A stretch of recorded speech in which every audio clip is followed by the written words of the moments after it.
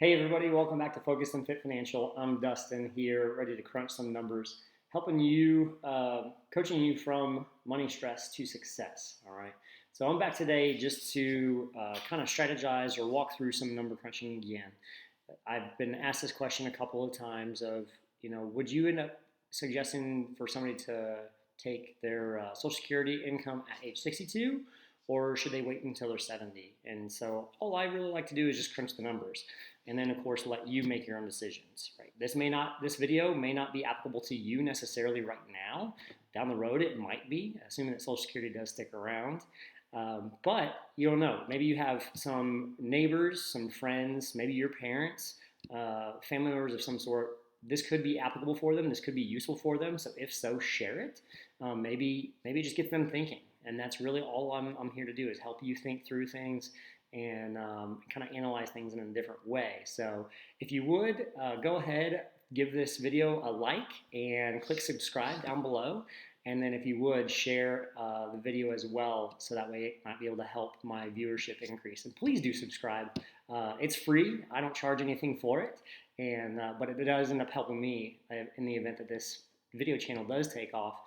It'll help with viewership and maybe be able to reach some other people, because all I'm trying to do is really serve people in a way that they might be able to think through some things a little bit differently. All right, so let's go ahead and dive on in and take a look at some numbers and see what we kind of come down to, okay?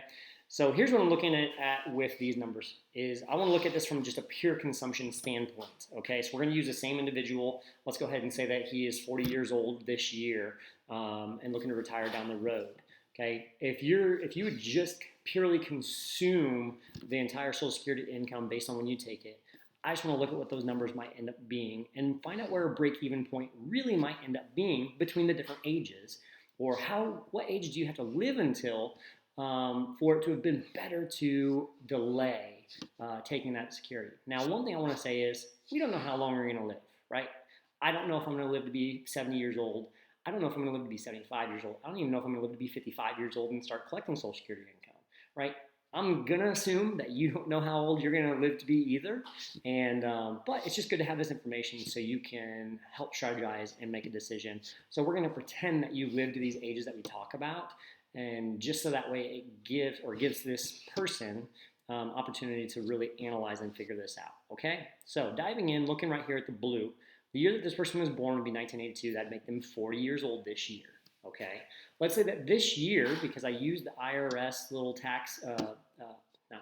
IRS estimator to figure out what the payouts would be when the person starts claiming their Social Security, all right? So we used $70,000 this year. Now, why 70? Well, the average household income is roughly about $67,000 as of 2020, I think it was. So I'm just using $70,000. It's a little bit above, but it's just a number to kind of go with right here. Now, that is an individual that is making that, right?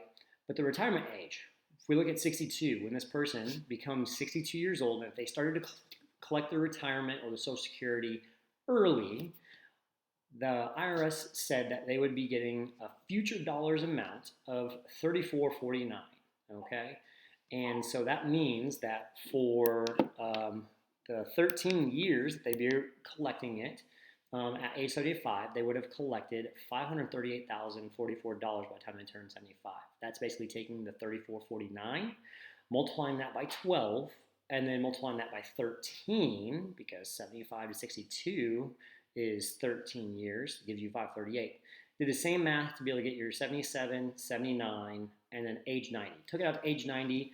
Life expectancy is kind of increasing a little bit, right? So 90 might seem to be so far-fetched, but it's just a number out there so you can kind of see long-term, because that's what you should always be thinking, is long-term. Don't just think the now. If you just think the now and you spend your money in the now, you're not going to have any money down the road, okay? So that's something just to think about outside of just Social Security. But then if we take a look at age 67, all right, they said that you'd be getting $57.56 in future dollars amount there. And so for collecting it for just 8 years, it would be $552,576. And then, of course, it progresses up from there. Then last but not least, if this particular person retired at age 70, they would get their initial checks and things moving forward starting at $7,800, okay? That's if they start collecting at age 70. So then after 5 years, they would have collected 469,320. Once again, this is taking 7,822, multiply that by 12, and then take that number and multiply it by 5, okay? And then, of course, it progresses out from there. Now, looking at the colors, remember, this is purely consumption. This is not saving any of it. This is you going out and spending it like you won the lottery, right? You just go and spend, and you're not trying to save any of it or anything like that. Now, the reason why this is colored green here is because if we're comparing delaying to 67 instead of taking it at 62, it would take until age 75 for this one to actually come out ahead. So you have to live to age 75 in order for delaying until 67 to be more beneficial, okay? And then, of course, this doesn't apply because we're not talking about that yet. But then we get up to this one. So 690,000. This is still the ultimate winner at age 77, okay? So taking at age 67, start taking distributions at age 67. Even at 77, so 10 years later, this one is still the winner, okay? This is the one that's still working, but once again, you have to live to be 77. However, the reason why this one is red is because if we're comparing age 62, taking distributions at age 62 versus taking it at 70, at 7 years later from the age of 70, this one would start to beat out taking at age 62. Once again, this is just pure consumption of it. But then once we get to age 79, just 9 years after starting to take, if you delayed until age 70, just 9 years later, this one would end up outperforming or would overcome that break even if you would have only delayed to 67 or if you would have started taking as early as age 62, right? So then we go out to age 90. Obviously, you see the pure winner here would have been waiting. So out of pure consumption, if you would have just started taking at age 70, at age 90, delaying would have been the best option, right? Or if you would have made it to just age 77 and then the good Lord took you home, you know, this one would have been the winner of just waiting until then for pure consumption purposes. So hopefully that helps. Now, there's the flip side of this, right? So if you had taken the Social Security distributions and used it as a pure investment. Now, what I mean here is, if we're not going to go ahead and take at 62, this is going to tell me a couple different things. Either you're going to continue to work, or you already have some sort of portfolio where you've got money saved, and so you don't have to take your distribution from Social Security right now. You can go ahead and delay that until a later time. That's great. So that sets us up for a couple different things, and we can talk about a little bit of the pros or cons later on if you are planning on still working before you take your Social Security, okay? So, but talking about pure investment, all right? Now, here we're going to talk about taking this money and investing it at a 10% return. I'm once again just leaning on the S&P, averaging the 10 to 12% over the matter of the last 20 to 30 years, right? So that's the numbers I'm going to use. A lot of people talk about 6%. That's a very conservative amount. 10% might be looked at a high risk amount. So I'm just talking about 10% because, once again, the reason why I look at it that way is if you're going to invest in something, especially the super wealthy, right, the super rich, they always want to invest in something that's going to give them a high return. And so that's the way that they invest. Well, why can't we do the same thing? It's just that we don't have as much money to risk, but if you're looking at wanting to be able to retire and have some peace of mind, let's just look at 10%. You can always go ahead and play with numbers. At 8%, I use that Dave Ramsey calculator just because it's super easy and simple to use. But let's get back to what I'm trying to talk about with the breakdown here. Okay, so age 62, this is what you would be getting for your monthly check, as the IRS had said in the quick estimator that I had used, right? So if we invest it up to age 75, this is the amount of money, $1 million, almost $1.1 million is what you would end up having if you started taking at 62 and investing. At age 67, this is the monthly amount that they would give you. By the time we're age 75, you'd have $841,000, right? So you're just lagging behind by almost $300,000 here, And if you waited until age 70 to start taking your check, at age 75, you'd have 605,000 in your investment, okay? So age 75 is where the 67, right? Just a reminder, at age 75, waiting until 67 started to beat the break-even point of the delaying. Well, we're going to go ahead and we keep playing it out here. I didn't highlight these, but we can see that taking at age 62, still ahead. Taking at age 62, still ahead. Taking at age 62, whoop, still ahead, right? This is at 10%, right? Now, if we go down to a 6% return, right, if you invested it and your portfolio returns just 6%, these numbers are going to go just a little bit lower, right? These numbers are going to, obviously this number will be lower, but the flip or the break-even point might happen a little bit earlier, okay? But now talking about the pure investment portion of it, what I want to talk about there is with this 3449, let's just use this for example. I'm not saying that you take your 3449 from the Social Security distribution and then you turn around and you invest it. That's not necessarily what I'm talking about. What I'm talking about is that's going to be $3,449 per month less. That's going to be hitting your portfolio. So in a sense, it's staying invested in your current portfolio that you have, and you're just going to go ahead and consume this Social Security because now you're not have to take it out of your portfolio. Okay, you're not taking this $3449 out of your portfolio now. You're just going to use what they're giving you, but it's $3,449 you didn't have to take out of your portfolio because you started claiming it early. Hopefully that makes sense, right? Same thing, if you waited until you were 67 and then you started claiming, you're using your portfolio. I'm leaning on that you have a portfolio you're going to use. You're using your portfolio and your Social Security. So if you start to take your Social Security earlier, it's less that you're going to have to take from your portfolio down the road.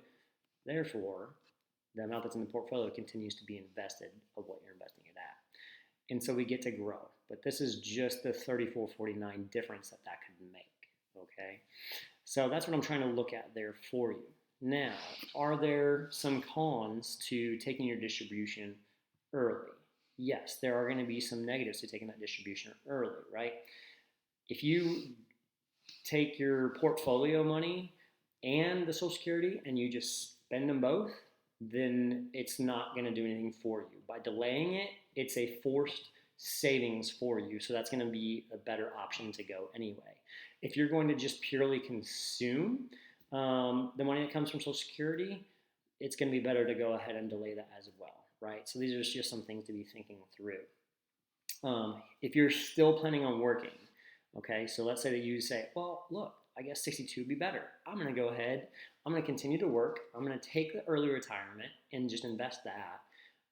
It won't necessarily work that way because there are some distribution limits that you can only, if you're still working and making a salary or making income from working, you can only make so much in a year before they start to decrease the amount of what your monthly check would be. So that's something that you have to definitely consider and crunch numbers there as well. The other thing is that market, right? So if your portfolio is invested in the market, if the market goes down, right, and so you're delaying taking Social Security, all right, you're having to pull all from your portfolio to get you by. If you're not working, you're going to be taking more of your percentage of your portfolio if the market goes down, right? So delaying in that time frame might be a little bit harder because by delaying and not taking Social Security, you're relying only on your portfolio, but the market goes down, so you have less in your portfolio, you're taking a higher percentage of your portfolio to be able to live month to month to month anyway. The other thing that you have to really consider when working through any of this, it doesn't matter what my numbers say, is that you and your spouse need to be on the same page. Spouses and money can cause a lot of big problems if you're not on the same page. And so you really need to be in agreement on those things.